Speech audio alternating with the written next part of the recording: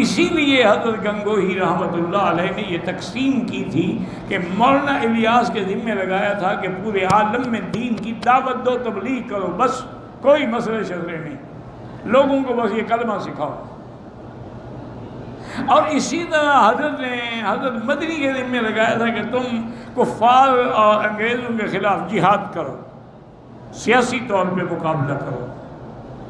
شیخ الہند رحمۃ اللہ علیہ کے ذمہ لگایا تھا، اور حضرت مفتی کفایت اللہ صاحب کے ذمہ لگایا تھا کہ تم فتویٰ مرتب کرو تاکہ لوگ جھوٹے فتوے بنائیں گے تو کوئی سچا فتویٰ تو سامنے ہو نا۔ اور حضرت تھانوی سے کہا تھا کہ تم نظام خانقاہی کو سنت کے مطابق زندہ کرو۔ یہ ساری تقسیم حضرت نے کی تھی اور سارے حضرت کے شاگرد تھے، اور آج تک وہی تقسیم چل رہی ہے۔